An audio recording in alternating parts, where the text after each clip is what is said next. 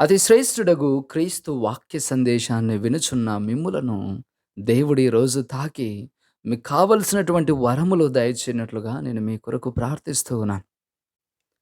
ప్రియులగు సహోదరులారా, ఇప్పుడు అనేక చోట్ల విపరీతమైన వర్షాలొస్తున్నాయి. బలమైన ఈదురు గాలులతో కూడుకున్నటువంటి వర్షాలు. వీటి తాకిడికి అనేక రకాల ఆస్తి నష్టము, పర్యావరణ నష్టము అనేది జరుగుతా ఉండడం మనం చూస్తున్నాం. మరి ఒకసారి ఇలాగే బలమైన ఈదురుగాలులతో కూడుకున్నటువంటి ఒక తుఫానులో ఒక పెద్ద సిటీ చిక్కుకుపోయింది. విపరీతమైన వర్షాలు దాదాపుగా పట్టణం మొత్తం కూడా మునిగిపోయేంత స్థితి. మరి ఈ యొక్క పట్టణం ఎప్పుడైతే మునిగిపోయేటువంటి స్థితిలో ఉంటూ ఉన్నదో, ఆ సందర్భంలో అనేకమైనటువంటి అత్యవసర కార్యాలు మొదలుపెట్టారు ప్రభుత్వం వారు. వారిని రక్షించటానికి అనేక మందికి ఆ యొక్క ఎమర్జెన్సీ కిట్స్ ఇవ్వడం, వాటిని తీసుకొని వారు నెమ్మదిగా ఈదుకుంటూ బయటకు రావడం, కొంతమందిని పడవల ద్వారా తరలించడం, ఇలా జరుగుతా ఉన్నది. మరి అదే పట్టణంలో ఒక రాజకీయ నాయకుడు కూడా నివసిస్తూ ఉన్నాడు. అతని ఇల్లు కూడా మునిగిపోయింది. అతడు గొప్ప హోదా కలిగినటువంటి పార్లమెంటు మెంబర్. కాబట్టి అతని స్థాయి గొప్పది. అతని యొక్క స్థానం గొప్పది. గొప్ప నాయకుడు కూడా దేశంలో. మరి ఈ విధంగా తన పట్టణం మునిగిపోతా ఉంది. తన ఇల్లు కూడా మునిగిపోతా ఉంది.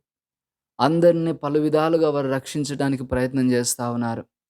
మరి ఈ నాయకుడిని కూడా రక్షించాలనేటువంటి ఉద్దేశ్యంతో అక్కడ ఉండేటువంటి కొంతమంది గొప్ప ఈతగాళ్ళు అతని కోసమని ధరించేటువంటి అత్యవసరమైనటువంటి ఆ యొక్క దుస్తులొకటి తీసుకొచ్చారు. వాటిని ధరించి ఈదితే మునగకుండా ఉంటారు. కాబట్టి వారు బయటపడతారనే ఉద్దేశంతో కొంతమంది గజ ఈతగాళ్ళు అతన్ని తీసుకుపోవడానికి వచ్చారు. కానీ ఈ నాయకుడు వాళ్ళని తిరస్కరించాడు. నేను పార్లమెంట్ మెంబర్‌ని, గొప్ప నాయకుడిని. నన్ను నా స్థాయిని బట్టి మీరు నన్ను రక్షించడానికి రావాలే కానీ, ఈ విధంగా తీసుకొని పోవడం నాకు అవమానకరము. ఇది నా స్థాయికి తగినటువంటిది కాదు. నేను రాను అని అతడు చెప్పేశాడు. వారు తిరిగి వెళ్ళిపోవాల్సిన పరిస్థితి. ఆ తర్వాత మరికొన్ని గంటల తర్వాత ఇంకా వరద ఉధృతి చాలా పెరిగిపోతుంది. ఈలోగా ఒక చిన్న పడవ అటువైపొచ్చింది. ఆ పడవలో నుంచి ఒక ఇద్దరు మనుష్యులు అతన్ని కేక వేసి పిలిచారు. "రండి సార్ మీరు పడవ ఎక్కండి మేము తీసుకొని వెళ్తామని." అతడు చూస్తూ ఉన్నాడు. తన మిద్దెనెక్కాడు. అప్పటికే తన ఇల్లు మొత్తం కూడా మునిగిపోయింది. మిద్దె మీద నుంచి చూశాడు. చెబుతూ ఉన్నాడు, "నన్ను తీసుకుపోవడానికి ఇంత చిన్న పడవనా? ఏమయ్యా నేను గొప్ప నాయకుడిని. నన్ను తీసుకుపోవడానికి ఇంత చిన్న పడవ వేసుకొనొచ్చారు. మీరు నాకేమన్నా మర్యాద ఇస్తున్నారా? మీరు నా పట్ల ఏమన్నా కొంచెమైనా గౌరవం ఉందా?" అని ఆ నాయకుడు వారిని ప్రశ్నించి తిట్టేసి పంపించేశాడు. ఇంగా ఆ పడవ వారు ఏం చేసేది తెలియక ఇంగ వారు వెళ్ళిపోవాల్సిన పరిస్థితి. ఎందుకంటే వర్షం పెరుగుతా ఉంది. ఈ రాజకీయ నాయకుడు అనుకున్నాడు, సో, మొదట తనని ఈతగాళ్ళు తీసుకుపోవడానికి వచ్చారు. నేను ఒప్పుకోలేదు. ఇప్పుడు పడవ వచ్చింది. ఇప్పుడు నేను ఒప్పుకోలేదు. ఇంగ తన కోసం హెలికాప్టర్ వస్తుందనేటువంటి ఆశతో ఎదురు చూస్తున్నాడు. ఎన్ని గంటలు గడిచినా ఎవ్వరూ రాలేదు అతన్ని రక్షించడానికి. తీరా చూస్తే మరుసటి రోజుకి అతడు చనిపోయి ఉన్నాడు. ప్రియులకు సహోదరులారా, ఇక్కడ ఈ మనిషి యొక్క ప్రవర్తన చూడండి. అది తన జీవితంలో ఒక అత్యవసరమైన సమయము, ప్రాణం మీదకొచ్చినటువంటి సమయం. అయినా కూడా నా స్థాయి, నా హోదా, నేను, నా అధికారము అనేటువంటి ఈ ఆలోచనలతోనే ఉన్నాడే గానీ, తను బ్రతికితే చాలు అనేటువంటి ఆలోచన లేదు. ప్రతి విషయాన్ని కూడా తన స్థాయికి కంపేర్ చేసుకొని చూసాడు. అందుకే ప్రతీది అతనికి తక్కువ అనిపించింది. అతడు వెళ్ళలేకపోయాడు. ఆ సమయంలో తాను తన స్థాయినో, అంతస్తునో చూపించాల్సిన సమయం కాదు. తను వినయం ప్రదర్శించాల్సిన సమయం. కాస్తైనా తాను తగ్గి ముందుకు వెళ్ళాల్సినటువంటి సమయం అని అతడు తెలుసుకోలేకపోయాడు. అందుకు ప్రాణాలు పోగొట్టుకున్నాడు. ఈరోజు ప్రియులకు సహోదరులారా, వాక్యం కూడా ఇదే చెబుతుంది. నిన్ను నువ్వు తగ్గించుకోవడం, నీవు వినయం కలిగి జీవించడం ఏదో నువ్వు నేర్చుకోవాలి. వాక్కు చెబుతుందండి. సీరాపుతుడైన యేసు జ్ఞాన గ్రంథము 3వ అధ్యాయము 18, 19, 20 వచనాలు మనం చదువుతూ ఉన్నాం. నీవెంత అధికుడివో అంత వినయవంతుడువు కమ్ము. అప్పుడు ప్రభువు మన్నన నీవు పొందుదువు. గొప్పవారు, పేరు ప్రసిద్ధులు కలవారు చాలామంది కలరు. కానీ ప్రభువు వినయాత్ములకు తన రహస్యములను ఎరిగించును. ప్రభువు మహాప్రభావం కలవాడైనా వినమ్రుల పూజలందుకొనును. ఎంత చక్కటి మాటండి. దేవుడు ఎప్పుడు వినయాత్ములను గమనిస్తూ ఉంటాడంట. వారిని మెచ్చుకుంటూ ఉంటాడంట. వారికే తన రహస్యాలను వివరిస్తాడంట. వారి పూజలనే దేవుడు అందుకుంటాడంట. నేను, నా గొప్పతనము, నేనే అనేటువంటి ఒక అహంకార ధోరణితో గర్వపు ప్రవర్తనను దేవుడెప్పుడూ అంగీకరించడండి. ఒక వినయవంతుని యొక్క మనస్తత్వాన్ని ప్రభువు కోరుకుంటున్నాడు. ఈరోజు సువిశేషంలో కూడా ప్రభువు అదే విధమైన తగ్గింపు మనసును మనకు ప్రస్తావిస్తూ ఉన్నాడు. లూకా శుభవార్త 14వ అధ్యాయము మొదటి వచనంలో మనం చదువుతున్నాం. యేసు ఒక విశ్రాంతి దినమున పరిసయ్యుల అధికారులలో ఒక ఇంట భోజనమునకు వెళ్ళెను. ప్రజలు ఆయనను గమనించుచుండిరి. ప్రభువు ఒక పరిసయ్యుల యొక్క అధికారుల్లో ఒక ఇంట భోజనానికి వెళ్తున్నాడు. అంటే ఈ పరిసయ్యుల అధికారుల్లో ఒకరి ఇంట కంటే ఒక స్థాయిలో ఉన్నవారు. సమాజంలో వారికంటూ ఒక గొప్ప గౌరవము, ఒక గొప్ప హోదా ఉన్నది అని భావించబడేటువంటి ఒక ఇంటికి వెళ్తున్నాడు. సమాజంలో ఒక హోదా కలిగినటువంటి ఇంటికి వెళ్ళిన క్రీస్తుకు ఏం జరుగుతుందండి? వాక్కు చెబుతుంది. ప్రజలు ఆయనను గమనించుచుండిరి. ఇక్కడ ప్రజలు అంటే సామాన్య ప్రజలు కాదు. ఎందుకు కాదు అని అంటున్నాను అంటే, ఒక పరిసయ్యుని ఇంటిలో సామాన్య ప్రజలు వచ్చి కూర్చోరు. పరిసయ్యులంటేనే ఒక హోదా వాళ్ళు. అతడు ఒక విందు భోజనం ఏర్పాటు చేసినప్పుడు ఎవరిని పిలుస్తాడు? అదే స్థాయికి తగినటువంటి మిగిలినటువంటి పరిసయ్యులనే పిలుస్తారు. ఆ అధికారులను పిలుస్తారు. ఒక హోదా ఉన్న వాళ్ళనే పిలుస్తారు. కాబట్టి ఇక్కడ ప్రజలు అంటే మిగిలిన పరిసయ్యులు, అధికారులు ఆ హోదాకు తగ్గినటువంటి సమాజంలో గొప్పవారుగా భావించబడినటువంటి వ్యక్తులు అని అర్థం. మరి ఈ ప్రజలు, ఈ హోదా కలిగిన వారు ఆయనను గమనించుచుండిరి. ఇక్కడ గమనించుచుండిరి అనేటువంటి మాట చాలా ప్రత్యేకం. ఈ మాట కేవలము ఈ అధికారులను, పరిసయ్యులను ఉపయోగించి వాడబడిన ప్రతి చోట కూడా ఈ గమనించుటలో ఒక కుట్రాపూరితమైనటువంటి బుద్ధి ఒకటి దాగి ఉందని మనం తెలుసుకోవాలి. వారు ప్రభువును గమనిస్తూ ఉన్నారండి. కానీ వారిలో ఒక తప్పును కనిపెట్టడానికి వీరు ప్రయత్నం చేస్తా ఉంటారు. అనేక సార్లు ప్రభు జీవితంలో ఇలా జరిగింది. మార్కు శుభవార్త 3వ అధ్యాయము మొదటి 2 వచనాలు చదివితే అక్కడ ప్రార్థన మందిరంలో ప్రభువు దగ్గర ఊచ చేయగలిగినటువంటి ఒక వ్యక్తి ఉన్నాడంట. అతనికి ఇతడు స్వస్థత ఇస్తాడో లేదో అని అనేక మంది కూడా పొంచి అతని మీద నేరం మోపడానికి ప్రభువును గమనిస్తా ఉండడం మనం చూస్తా ఉన్నాం. అతనిలో తప్పు పట్టడానికి వారు ప్రయత్నం చేస్తా ఉన్నారు.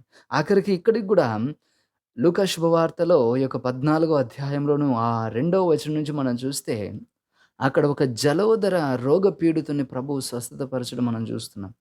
ఆ స్వస్థత విధానంలో కూడా అందరూ అతని మీద పొంచి చూస్తా ఉన్నారు. ఇతడు స్వస్థత ఇస్తాడా? ప్రభువు ఇతనికి స్వస్థత ఇస్తాడా లేదా అని అందరూ గమనిస్తా ఉన్నారు. ఎందుకనగా విశ్రాంతి దినమున ఇలా చేస్తే ఇతని మీద నేరం మోపవచ్చు. ప్రభువును తప్పుబట్టవచ్చు అని వారందరూ ఎదురు చూస్తా ఉన్నారు. అదే విధంగా ఇక్కడ వీరు పొంచి ఉన్నారు. గమనిస్తూ ఉన్నారు ప్రభువు యందు ఒక తప్పు పట్టడానికి. ఒక సింహము ఏ విధంగా గొర్రె పిల్లను చూచి పొంచి ఉంటుందో గమనిస్తూ ఉంటుందది. దాని యొక్క మూమెంట్ ఎలా ఉందని.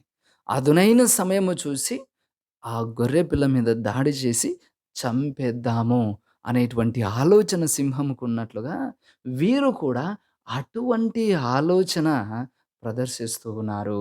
ప్రభువును ఎక్కడెక్కడ దొరకబుచ్చుకుందామా? అతన్ని పైన నేరం మోపుదామా? తప్పు పట్టుదామా? అనేటువంటి ఆలోచన వీరికి ఉంది ప్రియులకు సహోదరులారా. నిజానికి ఈ లోకమే ఇలా బ్రతుకుతదండి. ఈ లోకంలో నిజమైన నీతివంతమైన వ్యక్తిని అనేక మంది దుష్టులు గమనిస్తా ఉంటారు. ఎప్పుడెప్పుడు అతని జీవితాన్ని భగ్నం చేద్దామా? నాశనం చేద్దామా అని. వాక్కు చెబుతుంది కీర్తన 37వ కీర్తన 32వ వచనము. దుష్టుడు సత్పురుషుని పొంచి చూచుచుండును. అతన్ని చంప యత్నించుచుండును. వాక్కు చెబుతుంది మంచివారిని లోకం బతికింపదు. బతకనివ్వదు అని చెప్పడానికి ఇదొక ఉదాహరణ. మరి ఎప్పుడు కూడా కుట్ర పన్నుతా ఉన్నారు. అదే జరుగుతుంది ఇక్కడ ప్రభువు మీద కూడా. అతడు ఒక సత్పురుషుడు, మంచి కార్యములు చేస్తూ ఉన్నాడు. కాబట్టి అతన్ని చంపడానికి వీరు ప్రయత్నిస్తూ ఉన్నారు. నిజానికి ప్రయత్నం చేస్తూనే ఉన్నారు ప్రభువు మీద. మరి ప్రియులకు సహోదరులారా, ఇటువంటి ఒక సందర్భంలో ఈ విందుకు విచ్చేసినటువంటి ప్రభువు అక్కడొక పరిస్థితిని గమనిస్తూ ఉన్నాడు. ఏంటా పరిస్థితి? లూకా శుభవార్త 14వ అధ్యాయము 7వ వచనము. ప్రధాన ఆసనముల కొరకు చూచుచున్న అతిథులను ప్రభువు చూశాడు. అనేక మంది విందుకొస్తున్నారంట. వారందరూ కూడా ముఖ్యమైనటువంటి ఆసనాల కోసం ప్రయత్నం చేస్తున్నారు. మాకు మంచి స్థానాలుండాలి, మంచి స్థలాలు ఉండాలి అని. ఇదొక ప్రాక్టికల్ సిట్యుయేషన్. అందరి జీవితాల్లో జరిగేటువంటి సిట్యుయేషన్ మనం చూస్తుంటాం ప్రధానమైనటువంటి ఫంక్షన్స్‌లో. అక్కడ వచ్చినటువంటి అతిథులు ముఖ్యమైనటువంటి స్థానాలు, చైర్‌ల కోసం వెంపర్లాడుతారు. ఆ స్థానాల్లో వెళ్ళి కూర్చొని, ఇది నా స్థాయి అని మనకు మనమే చెప్పుకోవాలని ప్రయత్నం చేస్తా ఉన్నాను. ప్రభు ఈ పరిస్థితిని, ఈ ప్రాక్టికల్ సిట్యుయేషన్‌ని కూడా ఒక సందర్భముగా ఉపయోగించి తన బోధన వరకు తెలియజేస్తున్నాడు. నిజానికి ప్రభు బోధించిన ప్రతిసారి కూడా అక్కడున్న పరిస్థితిని బట్టి, ప్రాక్టికల్ సందర్భాన్ని బట్టి ప్రభువు తన బోధన వివరించేవారు. ప్రభు బోధించే విధానాలు ఇదేదో టెక్స్ట్ బుక్ సిలబస్ కాదు స్కూల్ పిల్లలకు బోధించేది. టెక్స్ట్ బుక్‌లో అన్నీ కూడా రెడీ చేసుంటారు. పలానా రోజు పలానాది బోధించాలా అని స్థిరపరిచి ఉంటారు. ఆ సమయానికి ఆ లెసన్‌లు అయిపోగొట్టుకున్నామా అయిపోయింది. కానీ ప్రభు బోధన అలా ఫిక్స్డ్ టెక్స్ట్ బుక్ లాంటిది కాదు. పరిస్థితికి, సందర్భానికి, మనుషులకు అవసరమైన ఆ సమయానికి సరిపోదగినటువంటి విషయాలను ప్రభు ఎప్పటికెప్పుడు వారికి బోధించగలిగాడు. అందుకే ఇక్కడ ఈ ప్రాక్టికల్ సిట్యుయేషన్‌లో ఎవరైతే అనేక మంది గొప్ప గొప్ప స్థానాల కోసం ప్రయత్నం చేయడానికి చూస్తూ ఉన్నారో, తమ స్థాయిని తెలియచేయడానికి చూస్తూ ఉన్నారో, తమ ఆడంబరాన్ని తెలియచేయడానికి చూస్తూ ఉన్నారో, వాళ్ళకు తగినట్టుగా ప్రభు మాట్లాడుతూ ఉన్నాడు. ఇదిగో మీరు ఇటువంటి విందులకు వచ్చినప్పుడు మీరు గొప్ప స్థానాల కోసం వెళ్ళవద్దు. గొప్ప స్థానాల కోసం వెళ్ళవద్దు. కడపటి స్థానాల్లో కూర్చోండి. కడపటి స్థానాల్లో కూర్చోండి. ఇదిగో మిమ్మల్ని పిలిచిన వాడు మీకంటే గొప్పవాడిని పిలిచి ఉండవచ్చు కదా! అప్పుడు మీరే ఆ ప్రధాన ఆసనాల్లో కూర్చుంటే అతడు వచ్చి మిమ్మల్ని లేపాల్సినటువంటి పరిస్థితి. అప్పుడు అందరి ముందు నువ్వు మర్యాద పోగొట్టుకుంటావు. అందుకే కడపటి స్థానాల్లో కూర్చుంటే అతడు నిన్ను చూచి అతడే నీకు మర్యాద ఇవ్వడానికి నిన్ను ముందుకు తీసుకొని వస్తాడు. ఒక సగౌరంగా, ఒక మర్యాద కలిగించే రీతిగా ఒక సందర్భం సృష్టించబడుతుంది అని ప్రభువు తెలియజేస్తా ఉన్నాడు. ప్రియులకు సహోదరులారా, ఇక్కడ ఈ ఫంక్షన్స్ జరిగేటువంటి ఈ సందర్భంలో అనేక మంది ఇటువంటి స్థాయి నేను ముఖ్య అతిథిగా ఉండాలి, ముఖ్యమైన స్థానం ఉండాలి అనేటువంటి ఆలోచన కలిగి ముందుకు పోయేటువంటి వ్యక్తులు చాలామంది ఉంటారు. ఇక్కడ అనేక మంది తమ స్థాయిని చూస్తారు, ప్రముఖులుగా ఉండాలని చూస్తారు. నిజానికి స్థాయి కంటే ముఖ్యం మన వ్యక్తిత్వం, మన క్యారెక్టర్. నాకు సరైన స్థానం కావాలని నువ్వు కోరుకున్నప్పుడు, దానికి ముందే నీవు సరైన జీవితం జీవిస్తున్నావా అని నువ్వు జూసుకోవాల. ఈరోజు దేవుని ముందు కూడా చాలామంది వినయం కలిగి జీవించేటువంటి ఒక గుణాన్ని కోల్పోయాం మనం. దేవుని ముందుకొచ్చినా నేను గొప్ప అంటే నేను గొప్ప అనుకునే రకం. నేను ప్రధానమైన స్థానాల్లో ఉండాలి అనుకునే రకం. ఇంకా దేవున్నే లెక్క చేయలేనటువంటి ఒక గర్వాత్ములుగా జీవించేటువంటి వైనాలు ఎన్నో ఉన్నాయి. ప్రియులకు సహోదరులారా, దేవుని దగ్గర మన్నన పొందాలి అంటే, నాకు గొప్ప స్థానం దేవుని ముందు లేదా దేవుని సన్నిధిలో ఉంటే సరిపోతుంది అని అనుకోవడం నీ మూర్ఖత్వం. దేవుని ముందు వినయాత్ముడివై ఉండాల. దేవుని దగ్గర నువ్వు తగ్గింపు మనసు కలిగిన వాడివై ఉండాల. అది కేవలం అక్కడ ఉన్నటువంటి విందు భోజనం గురించే కాదు. పరలోకములో జరిగేటువంటి విందు గురించి కూడా ప్రస్తావన అది. అక్కడ కూడా నీ స్థానం గొప్పది అని నువ్వు ఎప్పుడు అనుకుంటావో తెలుసా? నీవు అంత దగ్గరగా దేవునికి దగ్గరైనప్పుడు. దేవుని ముందు అంత వినమ్రుడుగా ఉన్నప్పుడు. ప్రభువే అంటాడు కదండీ! ఎవరైతే గొప్పవాడు కాదలుచుకున్నవాడు అందరికంటే చిన్నవాడిగాను, సేవకుడుగాను ఉండాలని. నిజమే ప్రియులకు సహోదరులారా! ప్రభువు మన జీవితంలో ఒక తగ్గింపు మనసును కోరుకుంటున్నాడు. ఒక వినయము కలిగినటువంటి హృదయాన్ని కోరుకుంటున్నాడు. నిజానికి ఆ గుణగణాలను ప్రభువే మనకు నేర్పిస్తున్నాడు కూడా. మత్తయి శుభవార్త 11వ అధ్యాయంలో మనం చదువుతాం. నేను సాధుశీలుడనని, వినమ్ర హృదయుడనని నా నుండి మీరు నేర్చుకొనండి. ఈ గుణాలు కూడా నా నుండి మీరు నేర్చుకొనండి. నేను అత్యున్నత సింహాసనము పైన కూర్చుండాల్సినటువంటి దేవుడినైనా నన్ను నేను తగ్గించుకున్నాను. వినయాత్ముడిగా ఈ లోకానికి వచ్చాను. ఒక సాధారణ మనుష్యుడిగా వచ్చాను. ఎంతవరకు నన్ను నేను వినయాత్మునిగా మలుచుకున్నానంటే, నా ప్రాణం పణంగా పెట్టేంత వరకు. సిలువపై మరణం వరకు నన్ను నేను తగ్గించుకున్నాను అని వాక్కు మనకు చెబుతుంది. కాబట్టి ప్రభువు ఆ వినయ గుణాన్ని తన జీవితంలో అత్యంత రమ్యముగా, ఘనముగా మనకు ఆదర్శాన్ని చూపించాడు. అతన్ని బట్టి మనం నేర్చుకోవాలా? వినయం కలిగి జీవించాలి అని. మరి ఈ వినయము, ఈ తగ్గింపు మనసు అని ప్రస్తావించినప్పుడు ఇది ఒక బ్యాలెన్సింగ్ పాయింట్. ఒక సమతుల్యమైన స్థానం అని కూడా తెలుసుకోవాలి. ఇక్కడ చాలామంది తగ్గించుకోవడం అంటే తనను తాను తక్కువ చేసుకొని ఆలోచన చేసేవాళ్ళుంటారు. అది తగ్గింపుతనం గాదు. అది లో సెల్ఫ్ ఎస్టీమ్, ఆత్మన్యూన్యత భావం. అనగా ఇతరుల కంటే నిన్ను నువ్వు తగ్గించుకొని చూసుకోవడం. నీ స్థాయి ఏందో నువ్వు నిజంగా తెలుసుకోకుండా తగ్గింపుగా మరింత తక్కువ చేసి చూసుకోవడం ఆత్మన్యూన్యత భావం.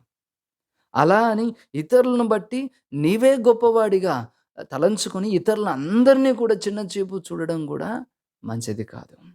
అది ఆత్మ అతిక్యత భావము. అది గర్వానికి మనల్ని నడిపిస్తుంది. అది మనల్ని నాశనం చేస్తుంది కూడా. అందుకే నిన్ను నువ్వు పరిశీలించుకున్నప్పుడు నీవు వినయం కలిగి ఉండాలా, తగ్గింపు మనసు కలిగి ఉండాలా. అది ఆత్మన్యూన్యత అవ్వకూడదు. ఆత్మ అధిక్యత అవ్వకూడదు. ఆత్మన్యూన్యత అయితే, లో సెల్ఫ్ ఎస్టీమ్ అయితే నీవు ఎప్పుడూ ఎదగలేవు. ఒకవేళ ఆత్మ అధిక్యత అయితే గర్వం బాట పడతావు. అప్పుడు లూసిఫర్ నాశనమైనట్టు నరక కూపంలో మగ్గాల్సినటువంటి పరిస్థితి. మరి ఇక్కడ సరైనటువంటి నా స్థానం తెలుసుకోవడం ఎలా? ఒక్కసారి ఊహించుకో. ఈ లోకంలో, ఈ భూప్రపంచంలో, ఈ విశ్వంలో నీ స్థానం ఏమయ్యుందో ఒక్కసారి ఆలోచన చేసుకో. ఈ అనంతమైనటువంటి విశ్వములో కోట్ల కొలది నక్షత్ర సముదాయాలున్నాయి. వీటిలో అనేక రకాలైన పాలపుంతలు. ఆ పాలపుంతల్లో అనేక రకాల సౌర కుటుంబాలు. ఈ సౌర కుటుంబాల్లో అనేక రకాల గ్రహాలు, ఉపగ్రహాలు. వీటిలో మన భూగ్రహం ఒక్కటి. ఈ భూగ్రహంలో అనేక రకాల ప్రదేశాలు. ఈ ప్రదేశాల్లో అనేక రకాల కోట్ల కొలది జీవరాశులు. ఇన్ని జీవరాశుల్లో మనము ఒక్క జీవిమి. అంతే. ఒక్క ప్రదేశానికి చెందిన ఒక్క జీవ కణిక మనం. ఈ అనంత విశ్వంతో పోల్చుకుంటే మనము అతి చిన్న సూక్ష్మ ధూళి రేణువులతో సమానం మనం. ఈ లోకంలో నీకు తెలిసిన ప్రదేశాల కంటే తెలియని ప్రదేశాలే ఎక్కువ. నీకు తెలిసిన జ్ఞానం కంటే తెలియని జ్ఞానమే ఎక్కువ. అందుకే ఎప్పుడు నాకే అన్నీ తెలుసు అనేటువంటి విర్రవీగెతనముతో ఏమాత్రం ఉపయోగం లేదు. అందుకనే ఇంతటి మహావిశ్వంలో నేను ఏ పాటి వాడిని? నేను ఎంతటి వాడిని? కీర్తనకారుడు అంటాడు ఈ మాట. 8వ కీర్తన 4వ అధ్యాయము. ప్రభువా! నువ్వు నరుని జ్ఞప్తికి తెచ్చుకొనుటకు అతడు ఏ పాటి వాడు? అతడు నీ దృష్టిలో ఎంతటి వాడసలు? అయినా దేవుడు మన ఎడల ఎప్పుడూ గొప్ప ప్రేమను చూపించాడు. మన సృష్టియే గొప్పగా దేవుడు తయారు చేశాడు. మనలోనే దేవుడు తన పోలికలను, తన స్వభావాన్ని ఇముడుస్తూ ఉన్నాడు. ఇంత గొప్ప ప్రాముఖ్యతను దేవుడు మనకిచ్చాడు. కానీ మన స్థాయిని మనం అర్థం చేసుకుంటే ఈ విశ్వంతో మనం ఒక ధూళి రేణువు వంటి వాళ్ళం. కానీ దేవుడు మనకిచ్చిన ప్రాముఖ్యత వల్ల మనకు విలువ ఉంది. అందుకే నేను గొప్పవాణ్ణి అని విర్రవీగక, నీ స్థాయికి తగ్గట్టు వినయం కలిగి జీవించు నీ లోకంలో.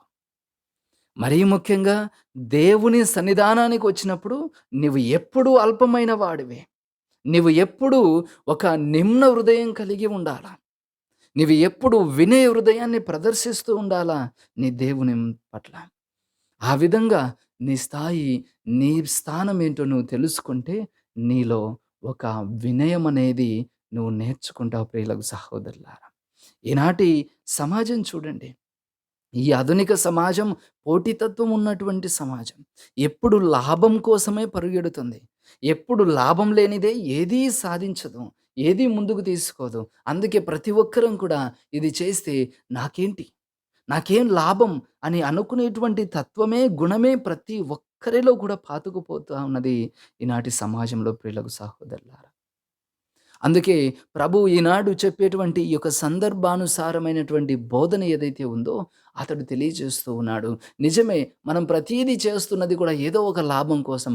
కానీ ఆ లాభం, ఆ ఉపయోగం ఎక్కడ పొందాలనేది కూడా నువ్వు నేర్చుకోవాల. ఇక్కడ ఈ విందు భోజనానికి అనేకులు విచ్చేస్తూ ఉన్నారంట. కానీ వారందరూ ఎవరు? ఆ పరిసయ్యుని యొక్క బంధువులు, శ్రేయోభిలాషులు, అతనికి తెలిసిన వారే. అంటే అతని సొంత వారే నిజానికి. మరి ఇక్కడ ఎందుకు వాళ్ళనే పిలుస్తున్నారు? వాళ్ళని మాత్రమే ఇక్కడ ఆహ్వానించారు అంటే మనకు తెలియంది గాదు. సాధారణంగా దీనికి 2 కారణాలుంటాయి. ఏంటవి? ఒకటి, ఇంతకు ముందు అక్కడ వచ్చినటువంటి అతిథులు ఇతన్ని వాళ్ళ ఇంటికి పిలిసింటారు ఇటువంటి విందులకు. కాబట్టి ఇప్పుడు అతడు వాళ్ళని పిలిచాడు. ఇది మొదటి కారణం. రెండవ కారణము, భవిష్యత్తులో ఇతన్ని వాళ్ళ ఇళ్ళకు పిలవాలంటే ఇప్పుడు తన ఇంటి విందుకు వీళ్ళనందరిని పిలవాల. అప్పుడే భవిష్యత్తులో ఇతన్ని గూడా వాళ్ళు తమ ఇళ్ళకు పిలుస్తారు, ఆహ్వానిస్తారు. అంటే ఇక్కడ వీళ్ళిచ్చినటువంటి ఆతిథ్యము ఒకటి వాళ్ళు ఇచ్చారు గాబట్టి, లేదా భవిష్యత్తులో వాళ్ళు మళ్ళా ఇస్తారు గాబట్టి, అనేటువంటి ఒక స్వార్థపూరితం, ఒక గర్వపూరితంగానే ఉంది అంతే. అందుకే వాళ్ళనే పిలిసాడు. కారణం, మళ్ళా వాళ్ళు తిరిగి తనకు కావాల్సింది చేయగలరు. అందుకే ప్రభు అంటాడు, "ఇదిగో నీ వారినే నువ్వు ఆహ్వానించవద్దు." అంటే దీని అర్థం, నీకు తెలిసిన వాళ్ళని అసలు పిలవద్దండి మీ ఫంక్షన్‌లోకి అని అర్థం గాదు. వాస్తవానికి ఏంటి? నీవు ఆహ్వానించడము కేవలం నీ వారికే పరిమితం అవ్వద్దు. ఇది జస్ట్ ఒక ఇచ్చిపుచ్చుకునేటువంటి విందులుగాను, చేసేటువంటి దాన ధర్మాలు గూడా ఇచ్చిపుచ్చుకునే విధంగానే ఉంటే అదొక బిజినెస్ రిలేషన్‌షిప్. అంటే నువ్వు చేసిన ప్రతిదానికి ఫలం అక్కడే దక్కుతుంది. ఇప్పుడు నువ్వు పిలిచావు, రేపొద్దున అతడు నిన్ను పిలుస్తాడు. ఇంక చెల్లుకు చెల్లు. నువ్వు చేసిన మంచి పనికి, వాళ్ళు చేసిన దానికి సరిపోయింది. నీ ప్రతిఫలం ఇక్కడనే వచ్చేసింది. ఇంక ఏం ఉపయోగం లేదు. అందుకే ప్రభువు అంటూ ఉన్నాడు, లూకా శుభవార్త 14 అధ్యాయం 13, 14 వచనాలు. "నువ్వు విందు చేయనప్పుడు పేదలను, వికలాంగులను, కుంటివారిని, గుడ్డివారిని పిలువుము. వారు నీకు ప్రతిఫలము ఇయ్యజాలరు. కనుక నీవు ధన్యుడవగుదువు. నీతిమంతుల పునరుత్థాన కాలమున దీనికి ప్రతిఫలం లభించును." అంటే మనం చేసినటువంటి ఒకే కార్యానికి 2 ఫలాలు రావు. ఈ లోకంలోనూ ఫలమొచ్చి తర్వాత మళ్ళా పరలోకంలో కూడా ఫలం వచ్చేదైతే జరగదు. అందుకే నీవు ఇక్కడ చేసే ప్రతి పని రహస్యంగాను, గోప్యంగాను ఉండాలని ప్రభు కోరడంలో ఆంతర్యం ఏంటి అంటే, నువ్వు ప్రతిఫలము కూడా పరలోకంలో సంపాదించుకోవాలనేటువంటి ఒకే ఉద్దేశ్యం. ఆఖరికి పరిసయ్యులు కూడా ఎంతో ఆడంబరంగా అందరి ముందు ప్రార్థన చేసి చప్పట్లు, అవన్నీ సన్మానాలు పొందుకొని ఉంటారు. ప్రభువు అంటాడు, వారు తమ ప్రతిఫలాన్ని అప్పుడే పొందేశారు. ఇంక మళ్ళా ఇవ్వబడదు. అందుకే మనం చేసేటువంటి పనులకు 2 సార్లు ప్రతిఫలం ఇవ్వబడదు. ఒక్కసారే. అది ఎక్కడ పొందాలో నువ్వు నిర్ణయం జేసుకో. నువ్వు ఈ లోకంలో ఇక్కడనే ప్రతిఫలం పొందాలనుకుంటున్నావా? అది అక్కడితోనే తెగిపోతది. లేదు, పరలోకంలో ప్రతిఫలం పొందాలనుకుంటున్నావా? అది శాశ్వతంగా ఉంటుంది. గుర్తుంచుకోండి. అది శాశ్వతంగా ఉంటుంది. ఎలాగో ఖచ్చితంగా నీ ప్రతి పనికి ప్రతిఫలం వస్తుంది. కానీ ఆ ప్రతిఫలం ఈ అల్ప జీవితంలో ఒక అశాశ్వతంగా ప్రతిఫలం పొందుకోవద్దు. ఆ పరలోకములో ఒక శాశ్వత ఫలంగా నువ్వు సమకూర్చుకోవడం చాలా ఉత్తమం. కాబట్టి ప్రియులకు సహోదరులారా, ఈరోజు ఈ యొక్క దివ్య బలి పూజలో ప్రార్థిద్దామండి. మనము మన జీవితంలో కూడా ఒక తగ్గింపు మనస్సు కలిగి, మనం చేసే ప్రతి కార్యం యొక్క ప్రతిఫలము కూడా ఆ పరలోకములో దేవుని ఎదుట ఒక శాశ్వతమైన ఫలంగా, బహుమానంగా స్వీకరించాలి అనేటువంటి ఒక ఆశతో మనం ఈ లోకంలో జీవిద్దాం. దేవుని కృప ఇందు నిమిత్తమై మనకు సహాయపడునుగాక. ఆమేన్. పితా, పుత్ర, పవిత్రాత్మ నామమున ఆమేన్.